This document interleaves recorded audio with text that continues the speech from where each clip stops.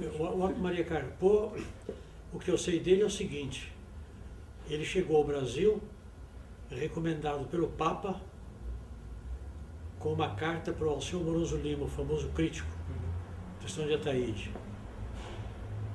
Mas parece que no Tristão não se preocupou muito com ele. E ele então tentou aqui em São Paulo, veio para São Paulo. Aqui também não conseguiu grande coisa. Ele foi vendendo a biblioteca dele. Ele tinha um grande sebo de um alemão na rua do Seminário, e ele vendeu grande parte da biblioteca dele para poder morar numa pensão com a senhora dele, não tinha filhos, para poder subsistir. E aqui em São Paulo, ele leu no Correio da Manhã um artigo do Álvaro Lins, que era um grande crítico. A meu ver, o maior crítico brasileiro do meu tempo é o Álvaro Lins, crítico propriamente dito. E o Álvaro Lins, ele leu o artigo do Álvaro Lins, achou muito interessante, escreveu uma carta ao Álvaro Lins discutindo o artigo. E o Álvaro Lins viu que se tratava de um grande intelectual. Então travou correspondência com ele, ele contou a situação dele, o Álvaro Lins o convidou para ir ao Rio e ele foi trabalhar no Correio da Manhã como jornalista.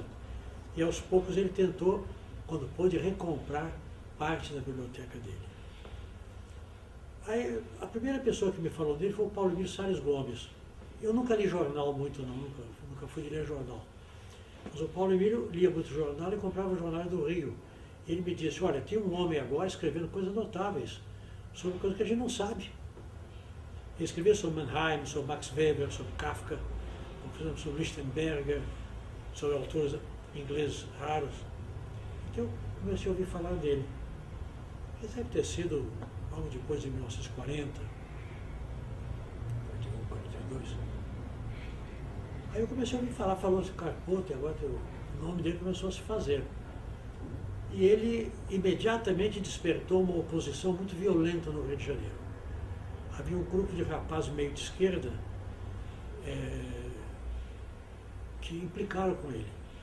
Acharam que ele era um exibicionista intelectual, que era dono da verdade, e fizeram campanha contra ele mesmo. Ele se ligou muito ao Álvaro Lins e ao grupo, vamos dizer, dos nordestinos, do Gilberto Freire, esse pessoal. E esses rapazes implicavam com os nordestinos. Então começaram a atacar muito o Carpo. Um deles era o Carlos Lacerda, o famoso Carlos Lacerda, que nesse tempo era de esquerda. E escreviam mesmo coisas desagradáveis contra ele, sabe? E eu comecei a fazer crítica literária como crítico titular, uma categoria que não há mais hoje, da Folha da Manhã, em 1943. Logo depois, ele escrevia artigos no Rio e a Folha transcrevia os artigos dele aqui. Ele ganhava um pouco mais. Um belo dia eu chego na redação da Folha da Manhã e o secretário-geral, que era um homem muito inteligente, um trotskista, um dos líderes trotskistas, os trotskistas são muito divididos. Uma das facções trotskistas, ele era o líder, Hermínio Saqueta, um homem muito inteligente.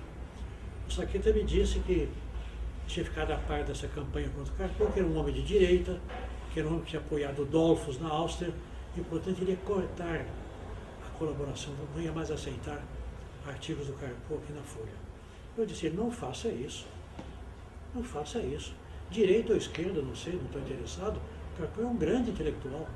Eu li os artigos dele, não faça isso. Você vai entrar nessa briga desses rapazes do Rio, que estão implicando com ele, que você não tem nada com isso.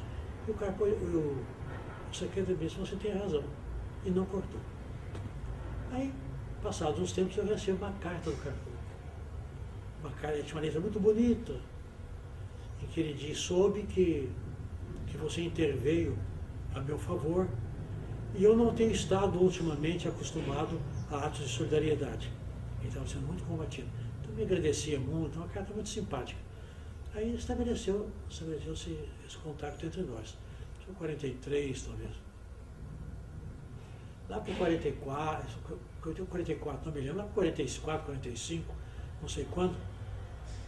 Talvez no fim de 43, não me lembro, eu fui ao Rio. E procurei o Álvaro Lins, que me escrevia e pelo qual eu tinha uma grande admiração. Então fui ao apartamento do Álvaro Lins e me disse: vamos encontrar o Carpo. Então nós saímos aí em Copacabana, fomos a um bar que havia, Castro Lido, ali no Leme. E o Carpô apareceu. Aí muito simpático, conversamos, uma conversa muito agradável. Eu verifiquei o defeito físico que ele tinha, não sei se você sabe, ele tinha uma gagueira patológica, não era propriamente uma gagueira. Ele falava assim como eu estou falando, de repente a voz dele travava e ele não conseguia emitir som. Então ficava crispado, até que ele dominava e falava. Aí conversamos e fizemos boa camaradagem. Eu escrevi um rodapé sobre, agora, eu não me lembro quando escreveu, ele publicou o primeiro livro, chamado Cinzas do Purgatório. Quando saiu esse livro, eu fiz um rodapé longo sobre ele. Já não me lembro mais, foi antes desse incidente da carta ou depois. Mas ele, quando eu escrevi esse artigo, agora não sei, ele escreveu também, eu sei que ficamos estabelecendo essa ligação. Eu me lembro que em 1947, eu fui ao Rio, ele morava na rua Gustavo Sampaio, eu fui visitá-lo e fiquei impressionado com uma coisa, a biblioteca dele, que era uma biblioteca só de obras de referência. Estranho. Ocupava assim uma parede como essa de alto a baixo. Dicionários, enciclopédias, histórias da literatura, de tudo que você podia imaginar. Achei aquilo estranho. Depois eu entendi. Ele estava provavelmente elaborando a famosa história da literatura ocidental. E você não pode ler todos os livros do mundo. É claro que muita coisa você tem que se informar pelos resumos, pelos críticos. E tivemos contatos um ou outro pela vida. Depois eu achei muito estranho, quando veio o golpe militar, que eu tive notícia do Carpô, ele era um homem de extrema esquerda. Escrevia naquele imprensa alternativa do Rio, artigos de uma violência tremenda. Tanto assim que ele foi processado e teve o perigo de ser expulso do Brasil, né? Mas nesse período não tive muita ligação com ele, com os problemas nossos, aquele em tal ordem, também a intervenção da universidade, que ele não tinha tempo para pensar nos outros. Passado esse período pior, o que eu me lembro é que ele me escreveu que estava trabalhando na enciclopédia Mirador. Ele queria que eu fizesse o verbete sobre literatura brasileira. Mas ele tinha um pedido a fazer. Não. Quando eu li a carta dele, eu escrevi que agradecia. Até comecei a pensar quem eu ia convidar. Então falei, bom, eu vou fazer literatura colonial, Castelo. Romantismo, eu faço. Naturalismo e realismo, João Alexandre Barbosa. Parnasianismo e simbolismo, Péricles Eugênio da Silva Ramos. E modernismo, eu convido o Bose. Aí recebo uma carta dele. Ele, é muito bom que você aceitou, mas só tem um pedido a te fazer, diz ele. Perdão, é que você escolha o Bose para o modernismo. Coincidiu. E assim foi. Ele veio a São Paulo uma vez, teve uma reunião conosco no Instituto de Estudos Brasileiros, do IEB. Portanto, isso já foi os anos 70 e muitos, né? E ele disse um fato muito interessante que eu não entendi até hoje. Eu disse a ele, Carpô, essa enciclopédia Mirador tem ligação com a enciclopédia britânica? Ele deu um pulo. Ele falou, Doutor, você me conhece? Você acha que eu vou trabalhar com a enciclopédia britânica? Uma iniciativa imperialista? Eu falei, você podia ter traído e virado a casaca. Ele riu, todo mundo riu, ficou por isso mesmo. Aí fez tudo isso e tal. Aí vão nos pagar. Quem é que nos paga?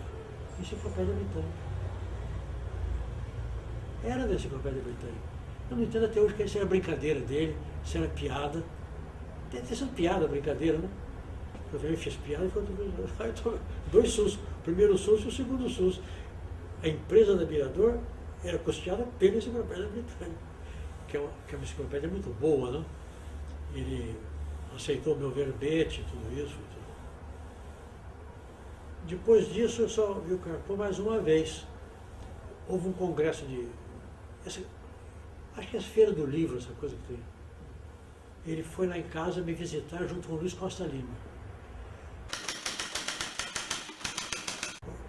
E a última coisa que é mais importante contar, nós trocávamos cartas por causa dessas coisas. É que um belo dia, em 1967, deve ter sido antes da senhora da enciclopédia, não me lembro bem, 67. Eu chego em casa e minha mulher me diz, olha, estiveram aqui uns rapazes de São Carlos, da Universidade de São Carlos. Eles estão se formando em engenharia. E convidaram o Carpo para Paraninfo. O Carpo disse que ele não pode vir, ele não podia fazer discurso, né? Mas que ele escreveu um discurso e gostaria que você lesse. Agora, os rapazes me disseram, olha, dona Gilda, o discurso é uma bomba de arrasar quarteirão contra o regime militar, tudo isso. Se o professor Antônio Cândido não quiser ler esse discurso, nós entendemos perfeitamente bem. É um discurso terrível. Eu li o discurso e era de fato, o discurso não era brincadeira. Não, é claro que eu vou ler, por dois motivos. Primeiro, para não dar par de fraco, né? Segundo, porque é uma coisa contra o regime militar, eu estou de acordo. Aí fui para São Carlos, 67. O discurso era terrível. Naquele tempo, tinha sido assassinado um sargento. O corpo dele foi encontrado boiando na Lagoa Mirim do Rio Grande do Sul. Quer dizer, portanto, um homem que foi torturado pela ditadura, foi assassinado e jogaram o corpo dele lá. O Carpo propôs aos formandos que tomasse esse homem como seu modelo e seu patrono. Foi muito interessante essa formatura. Eu fui para São Carlos, a formatura foi no teatro. Então você visualiza um teatro, aqui no palco, a mesa com as autoridades. Pelo teatro, todas as famílias, o público. Agora, na plateia, um quadrado grande, os formandos, todos de preto, de azul marinho. Escuro. Então, visualizem bem que é importante isso. Teatro, esse quadrado escuro e nós aqui.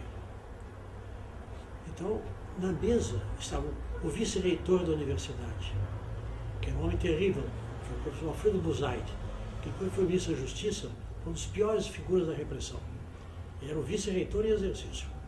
O diretor da faculdade, que era um professor dedo duro, que dedurou os colegas aqui. Esse era o diretor. Tinha o bispo, tinha um coronel do exército, comandante de um regimento ali da região.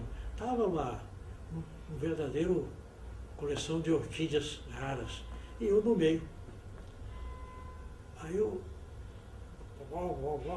Tem a palavra, o discurso Paraninfo. Eu vou para lá e vai aquela bomba.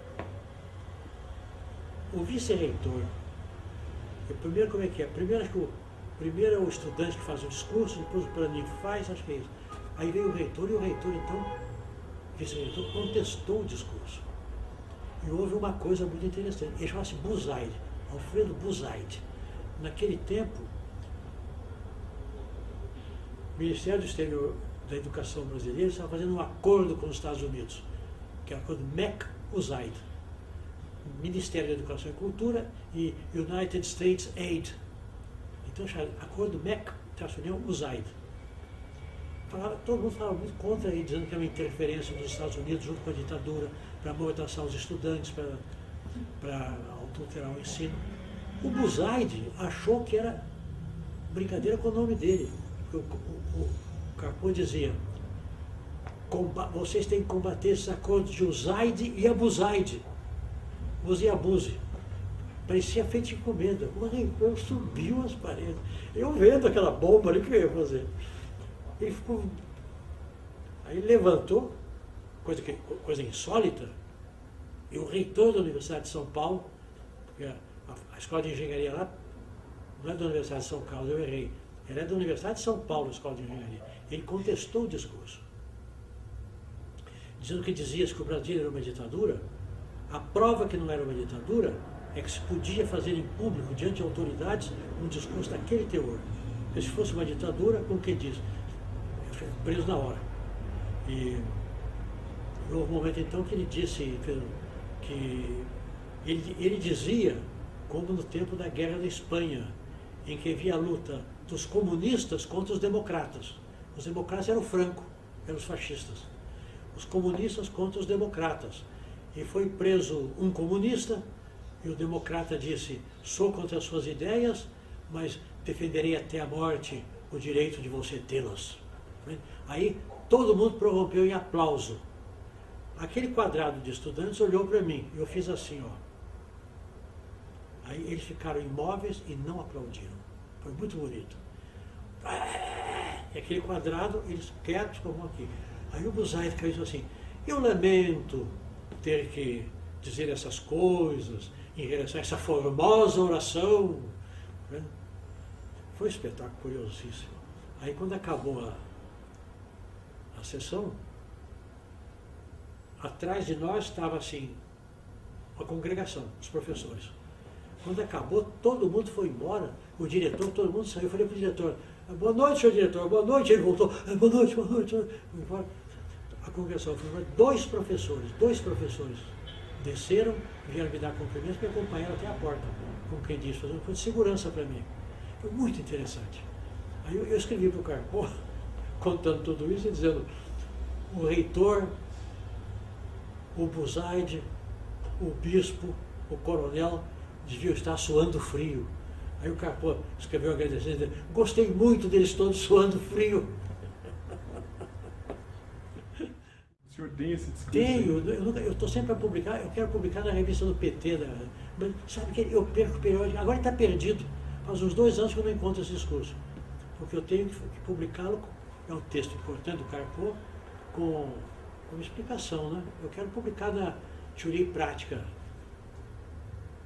E depois disso, eu não tive mais contato com ele, acho. Não sei se essa coisa do livro foi... Porque uma vez antes disso, os estudantes aqui em São Paulo, já depois do golpe militar, convidaram o Carpo para patrono, não para ninguém. Ele veio e alguém leu para ele uma saudação. Eu estava lá. Eu fui cumprimentá-lo, convidei para sair para jantar comigo, dizendo, não posso que eu vou jantar com os estudantes. E o diretor da faculdade se retirou, não cumprimentou o Carpo. Aí depois ele percebeu, voltou e disse, cadê o Carpo? Cadê o Carpo? Eu falei, já foi embora. E acho que depois dessa coisa de São Carlos, acho que eu não vi mais o Carpo. Depois que ele morreu, o escritor Fábio Lucas trouxe 2 gravuras dele, que a dona Helena mandou, uma para mim e outra para o Bose. Eu tenho aí. Ela falou, para Antônio Cândido, amigo de Otto.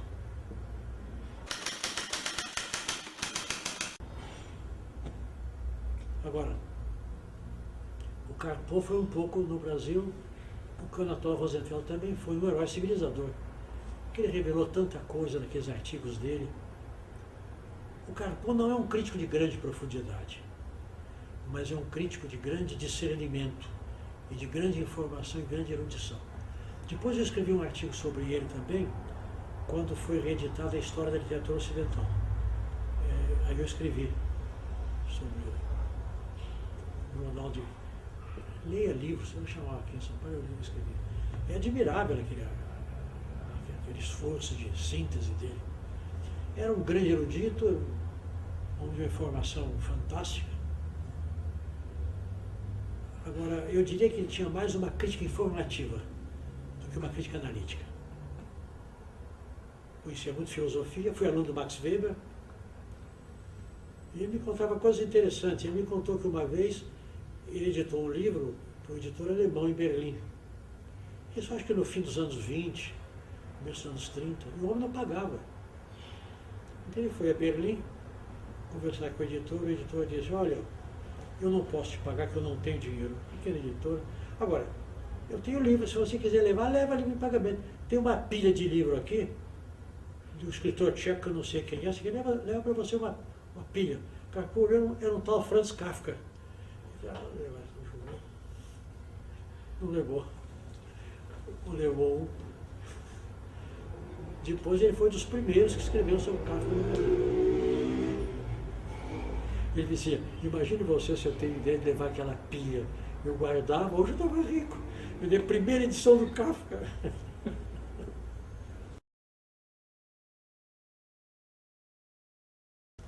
Agora, O Anatol Rosenfeld foi também um herói civilizador. O Anatol Rosenfeld não tinha nem erudição, nem o conhecimento do Carpo. Tinha também uma tendência informativa, vamos dizer assim, do mais alto nível. Mas eu acho que ele era criticamente mais profundo que o Carpo. Dois grandes espíritos, os dois.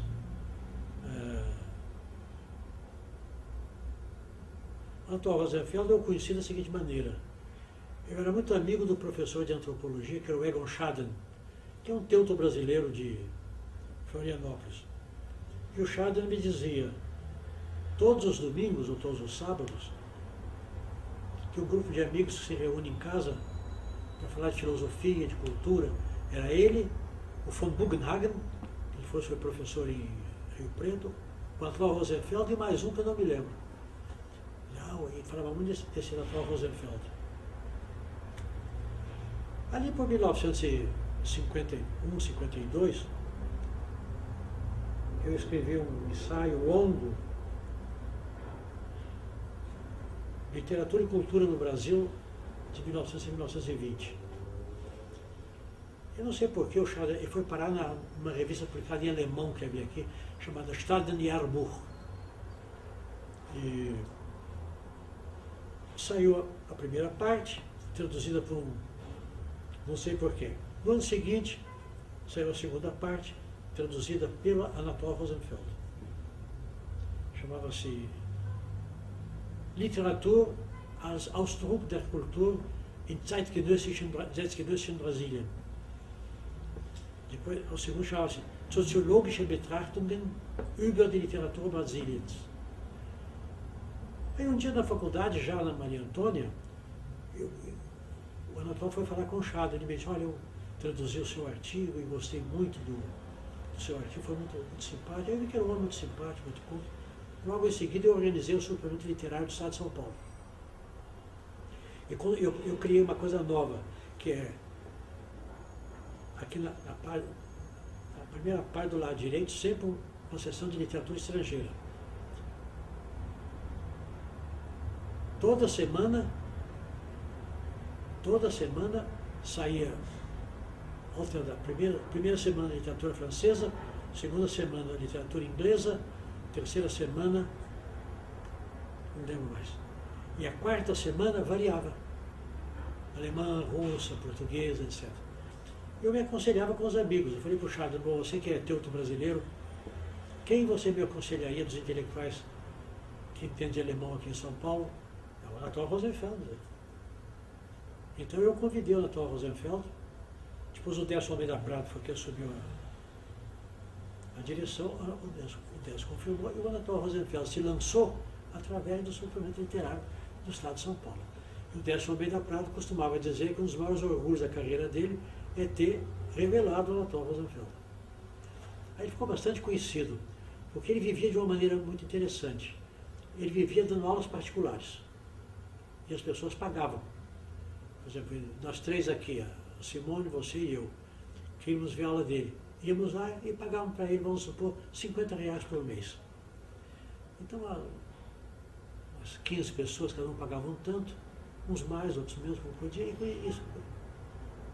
Ele traduzia artigos em alemão, ou escrevia notícias em alemão, num jornal em alemão que tinha aqui.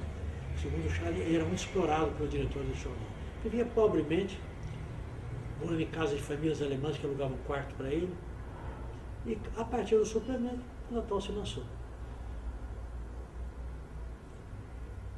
E aí depois ele fez nome.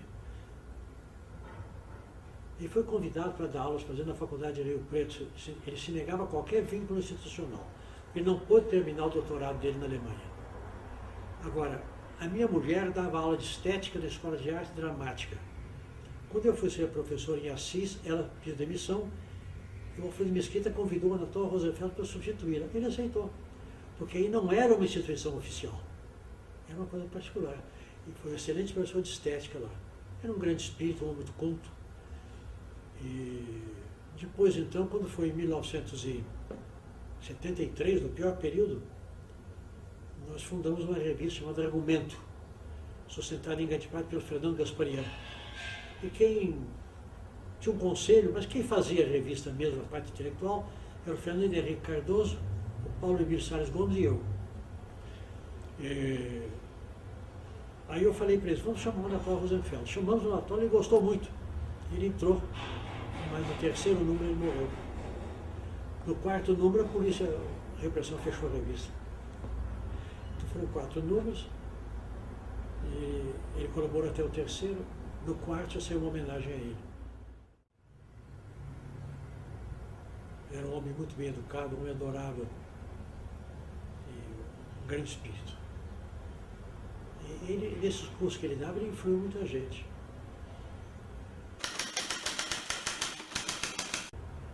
Sobre Augusto Mayer, eu só posso dizer que eu tinha por ele uma admiração incomensurável. Este era um grande crítico analítico.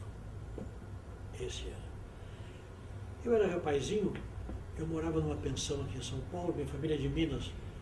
Eu morava numa pensão aqui, e eu tinha um colega meu que comprava, todos os domingos ele comprava suplementos literários do Rio. Eu não comprava jornal. Mas então eu comecei a ler os suplementos literários do Rio. E fiquei deslumbrado com Augusto Mayer. Deslumbrado. Para dar uma ideia a você, nesse tempo eu tinha 19 anos, 20 anos. Eu ficava tão entusiasmado com Augusto Mayer que às vezes eu pegava um pedaço de papel e copiava o artigo dele. Eu rasgava e jogava fora. Copiava. Só para poder, eu com a minha letra, ver aquelas maravilhas. Pegava, jogava fora. Ele tinha grande. Ele fazia então artigos desses suplementos do Rio. Só estive com ele uma vez. Eu fui ao Rio, ele era diretor do Instituto do Livro, muito amável, ele era meio ruivo, um pouco sabe, parecia espiga de milho, comprido, assim, muito bem educado, muito simpático. E eu gosto muito da crítica dele, acho uma crítica de alta qualidade. É um crítico parcimonioso, que não tem obra grande, mas era um homem que se aprofundava. As análises literárias dele são muito profundas. Análise de poemas de Camões, análise do Batoivre de Rimbaud. Ele tem os artigos críticos e as análises críticas, todas de primeiríssima ordem.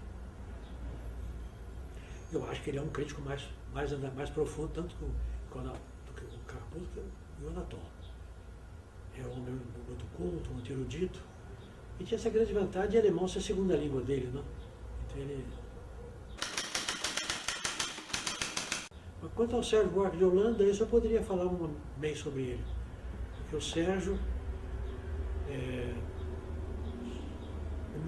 eu o conheci aqui em São Paulo por ocasião da inauguração da editora Martins. Martins convidou vários intelectuais do Rio para vir aqui.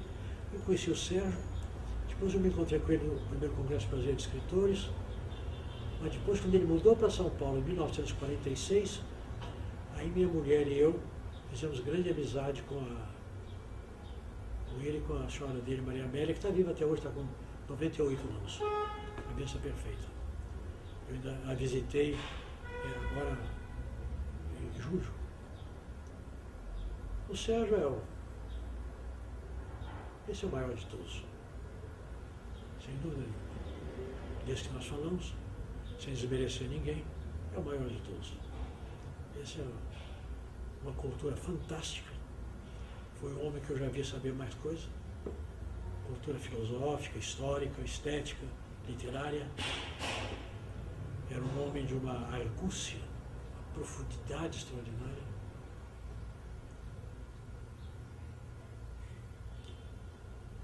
Era tão grande crítico literário quanto historiador. A meu ver, talvez ele seja o maior crítico literário do Brasil do século XX. E é, sem dúvida, o maior historiador brasileiro do século XX, junto com Gilberto Freire. De modo que a minha filha Laura, que é historiadora, e que foi muito influenciada por ele, considera o livro dele, A Visão do Paraíso, um dos maiores livros de historiografia mundial do século XX. Ela acha que não há em país nenhum historiador superior ao Sérgio Buarque de Holanda. Esse eu convivi muito, convivi intimamente. Ele ia em casa, eu ia na casa dele, muito. E além disso, ele tinha outra faceta, que ele era divertidíssimo. Gozador, moleque, irreverente. E muito engraçado. Nós nos divertíamos muito, imaginávamos coisas, muito divertido. E era um homem realmente de uma amplitude de conhecimento, Você, para ter uma ideia do Sérgio Buarque de Holanda, talvez eu esteja exagerando, você pega um livro dele que eu publiquei, chamado Capítulos de Literatura Colonial. Ele deixou as coisas incompletas. E a Maria Amélia localizou aquilo e me chamou e disse: eu queria que você visse se vale a pena publicar isso. Aí eu vi que se tratava do fragmento de um livro que ele estava projetando sobre a Idade Barroca do Brasil, ou um outro sobre literatura colonial, não sei qual dos dois. Ali eu publiquei, com o nome de Capítulos de História Colonial. Ali existe uma análise dele sobre o Cláudio Manuel da Costa. Inacabada. Sobre um soneto do Manuel da Costa. Não sei, tem 200 páginas, 100 tantas páginas.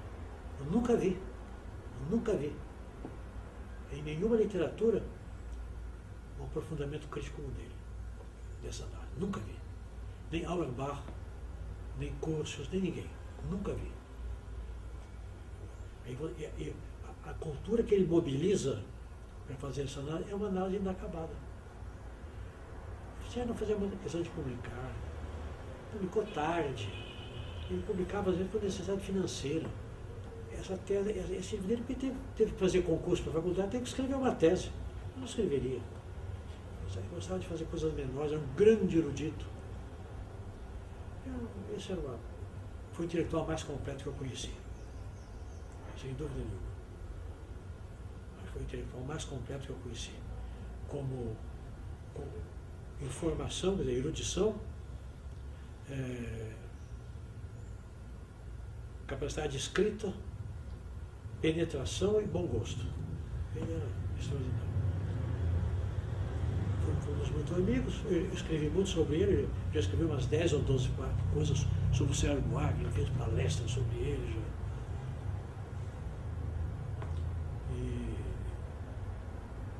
E era uma figura extraordinária de senso de humor. De acordo com o espírito da Semana de Arte Moderna. A Semana de Arte Moderna, os modernistas ensinaram ao Brasil que para ser sério não precisa ser trombudo, né? A seriedade tem nada a ver com alegria, brincadeira. O Ronald de Carvalho, que é daquele tempo, tem um artigo muito bonito chamado O Claro Riso dos Modernos. Que eu acho essa expressão muito bonita. Vamos rir. É Oswald de Andrade, Mário, Macunaíma. Vamos rir. E o Sérgio era dessa escola. Eu não sei o que eu posso dizer sobre ele, porque convivi com o Sérgio. Ele morreu no ano que ele ia fazer 80 anos, quase 80 anos, em 1982. Eu convivi com o Sérgio intimamente 30 e poucos anos.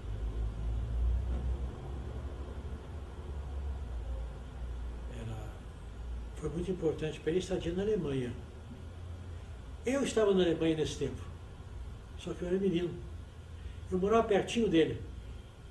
Quando nós acertamos os ponteiros, meu pai era médico e passamos um ano na Europa para meu pai fazer estudos de aperfeiçoamento. De novembro de 1928 a novembro de 1929. Vamos passar em Berlim. Em Berlim nós ficamos lá, não sei, uns 40 dias. Na Alemanha toda, ficamos talvez 2 meses, não sei. Tínhamos em outros lugares. Mas em Berlim, meu pai fez um curso. Eu morava numa pensão de uma senhora polonesa que alugava apartamentos. Ela tinha um andar que alugava 3 apartamentos com refeição. Então, meu pai alugou um desses apartamentos. Kurfürstendamm, você esteve em Berlim, você sabe Kudamm, Kurfürstendamm, que era a avenida Champs-Élysées berlinense, elegante e tal. Ali era nosso apartamento. Aqui tinha Uhlanstrasse Joachim Thalstrasser. O Sérgio morava aqui na Ulandstrasse, pertinho, lado a lado. E devemos ter passado um pelo outro toda hora, porque inclusive o apartamento dele era em cima de uma confeitaria, onde nós íamos comprar biscoitinho coberto de chocolate, nós gostávamos muito. Ele em cima e nós comprando biscoito de chocolate embaixo. Então, muita coisa, estávamos lá. Mas mais tarde é que acertamos os relógios, estava lá e tal. E essa estadia dele foi muito importante, porque ele aprendeu bem alemão, né? Falava alemão correntemente, e se impregnou muito de cultura alemã. Aquele tom meio de weberiano que tem na raiz do Brasil, na Alemanha. Ele chegou a Boscoso, aquele grande historiador, o Meinecker. Ele passou lá quase 2 anos, 1 ano e tanto. E isso foi muito importante para ele. Ele esteve lá desde meados de 29 até o fim de 30. 1 ano e meio acho que ele esteve lá. Ele veio embora por causa da Revolução de 30. Depois ele devia ir à Polônia e devia ir à Rússia, mas ficou só na Alemanha. Acho que foi a Varsóvia uma vez e voltou.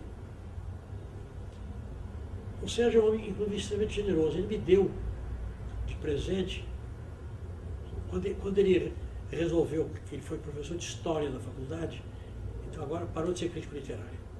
Então ele me deu de presente uns 400 volumes. Uns 400 volumes. Eu reservei uns 70 ou 80 para mim e dei o resto para a cadeira de teoria literária, porque não nós tínhamos verba para comprar livro. Então, o núcleo da biblioteca de teoria literária é a doação do Sérgio Buarque de Holanda. Por isso eu mandei botar o retratinho dele ali ao lado. Não sei se está lá ainda. Agora está tudo na Biblioteca Central. Ele sabia de tudo. Cultura imensa. Talvez ele não tivesse, por exemplo, informação sobre literatura universal como o Carpo. O Carpo se dedicou a estudar literaturas universais. Isso não. Mas com cultura propriamente dita, ele tinha, tanto quanto o Carpo, e, a meu ver, mais profundidade crítica. Né? E foi um homem também muito influenciado pela cultura alemã. Embora ele não tivesse nada de alemão na composição racial dele. Ele tinha uma bisavó escocesa, Wallace. Uma bisavó dele era escocesa, a única coisa estrangeira que ele tem. Eu acho que o ensaio não se arraigou muito no Brasil. Eu acho que não. A impressão que eu tenho que aqui no Brasil tem mais autores de artigos. O artigo é uma coisa mais curta, o ensaio é mais longo. Você está interessado mais na crítica literária? Sim. No ensaio crítico? Sim. Porque nessa indefinição do ensaio, para mim, a gente pensa sempre, quando fala em ensaio, pensa em Montaigne, pensa em Bacon, por exemplo. A característica do ensaio de Montaigne, por exemplo, é que ele não tem assunto certo e que ele é simplesmente uma reflexão que não procura esgotar sobre um tema. Enquanto que o artigo crítico é geralmente sobre um livro, ou sobre um texto. O ensaio é sobre um tema. Então, Montaigne fala sobre a amizade, sobre a bebida, sobre o hábito que os romanos têm de coçar a orelha. Então, isso é o ensaio. Agora,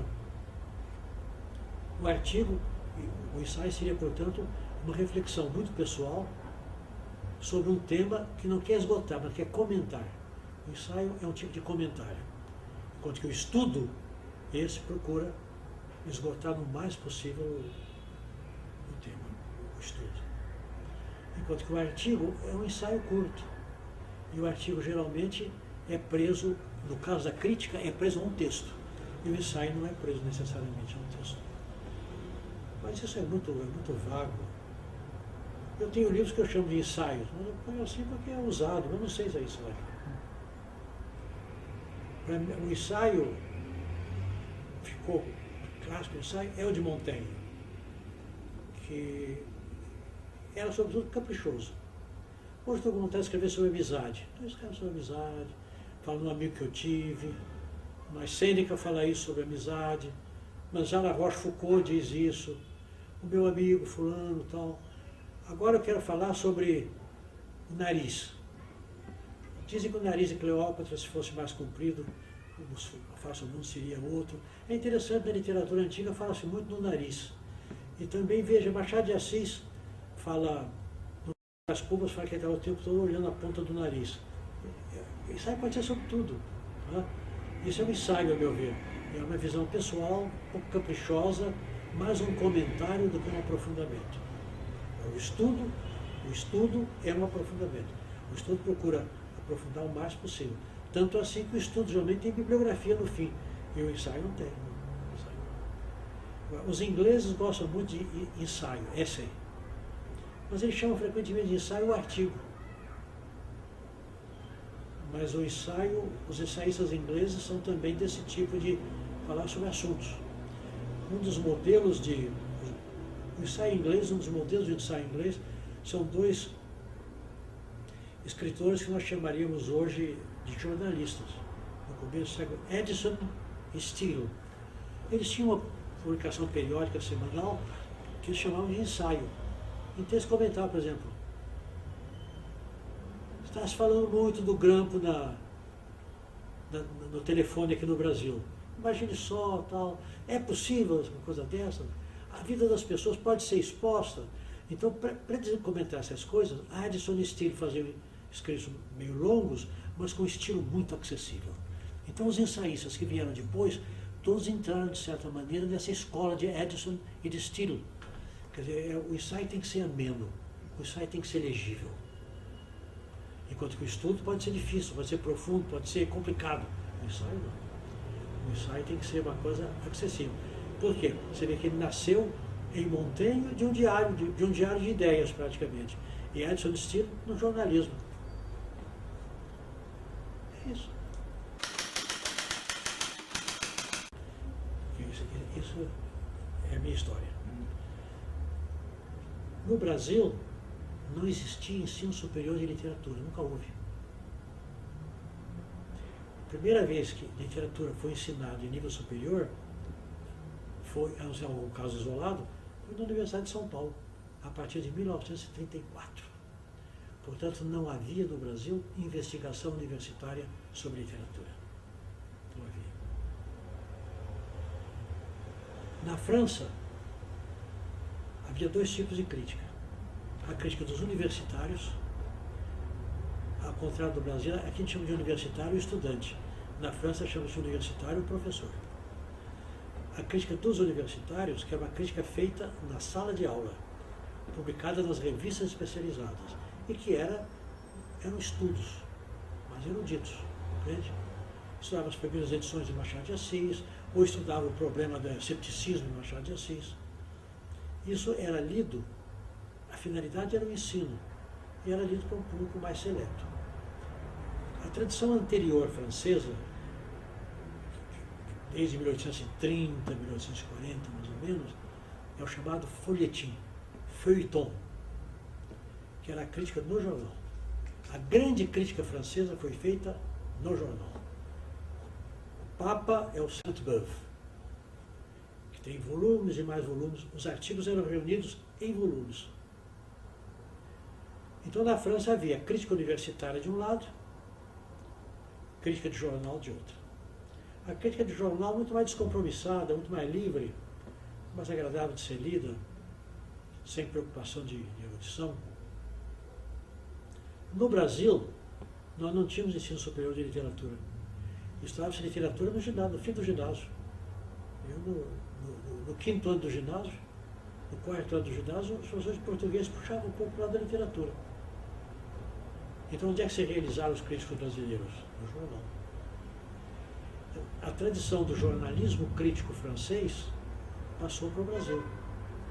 Então, você tinha homens, talvez o mais característico disso foi o Zé Veríssimo, que a partir do fim do século XIX, lá no Pará, desde 1880, depois ele veio para o Rio de Janeiro, o Zé Veríssimo fazia crítica nos jornais. E estabeleceu-se a mesma coisa que na França. a seção fixa, que hoje chama-se coluna, por causa dessa influência americana, column. É uma seção fixa. Então, criou-se no Brasil uma tradição da seção fixa, que nós chamamos o rodapé. Era o folhetim, era embaixo. No mesmo lugar que se publicavam os romances de folhetim. O crítico publicava a sua crítica, com um nome fixo. O Zé Veríssimo era Estudos de Literatura Brasileira. O Alceu Moroso Lima era Ensaios. O Álvaro Lins era Jornal de Crítica. O Plínio Barreto, aqui em São Paulo, era Últimos Livros. Eu, quando entrei, era Notas de Crítica Literária. Então, nós éramos críticos titulares. O que significa isso? Que nós éramos os críticos oficiais do jornal. E tínhamos a obrigação de fornecer toda semana um artigo de 5 a 6 laudas datilografadas com 32 linhas, 70 toques sobre os livros do dia. Isso desenvolvia, eu costumo dizer que a crítica de jornal que eu pratiquei, onde eu aprendi a fazer crítica, é uma atividade de alto risco. O Augusto Maia, por exemplo, que era um grande crítico, não era crítico de titular, ele não tinha risco nenhum. Ele escrevia sobre quem ele queria. Então, ele escrevia geralmente sobre Shakespeare, Dostoiévski, Virgílio, Camões, Rimbaud, Zé de Alencar, Machado de Assis. Aí eu jogo no seguro. Agora, o crítico, um dia eu recebo, estou contando fato, um dia eu recebo um livro chamado Sagarana, de um tal Guimarães Rosa, que eu nunca tinha ouvido falar. Eu tenho que escrever um artigo sobre ele. Não sei quem é. Portanto, é de alto risco. Eu posso ser um péssimo autor. Eu revelo as coisas que eu um grande autor. Eu estou envergonhado. Eu, por sorte, achei que eu estava diante de um grande escritor. E disse que o Oliveiras de Augusto Matraga era certamente um dos 10 maiores contos da língua portuguesa. Acertei por acaso, fiz muito erro. Dessa vez eu acertei. Então eu digo, a crítica semanal, a crítica de jornal é uma crítica de alto risco. Porque o crítico arrisca a reputação dele toda semana. Mas é muito viva, porque ela reflete o movimento literário do dia. Eu escrever sobre Machado de Assis é uma coisa. O Roberto Schwartz, por exemplo, meu querido amigo, escreve sobre Machado de Assis, sobre tudo. Raramente ele escreve sobre um autor presente. Porque ele não corre esse risco. Hoje não existe mais a crítica de rodapé de jornal. Acabou. Por quê? Porque a universidade matou. A crítica universitária matou a crítica de jornal. Matou ou substituiu? Porque eu acho que a crítica do Brasil, a crítica universitária do Brasil hoje é muito boa. E é muito mais rica do que no meu tempo. Ela não é improvisada. Ela pode ser menos legível. Ela pode ajudar menos o leitor comum, mas ela ajuda o estudioso. Hoje a literatura brasileira está vasculhada pela crítica universitária. Isso é uma grande coisa. Então eu acho que hoje a crítica é muito melhor do que no meu tempo. Mas no meu tempo, eu, por exemplo, não me formei na universidade, porque eu sou licenciado em Ciências Sociais, não sou como vocês. Eu aprendi a ser crítico como? No jornal. Por isso é que eu gosto de escrever com clareza, porque eu tenho que me adaptar ao público jornalístico. Então, mesmo as coisas mais complicadas, a gente tem que ser claro. É uma escola, a crítica de jornal é uma escola de clareza e é uma escola de argúcia, que você tem que pegar Clarice Lispector. Foi outro caso, eu nunca tinha ouvido falar. Clarice Lispector, quem será? Que nome é esse? Esse nome inventado, eu falei. Lispector, esse não é nome brasileiro, não é italiano, a gente está acostumado com o nome italiano aqui, o alemão. E eu escrevi dizendo que era uma renovação literária fundamental. Tive sorte. Isso, por isso que eu digo que é uma atividade de alto risco. A sua reputação se faz aí ou se destrói aí. Então ela é muito viva e ela exige do crítico uma certa acuidade. Que o Álvaro Lins tinha extraordinariamente. O maior crítico nesse sentido, no meu tempo, foi o Álvaro Lins. Tá certo?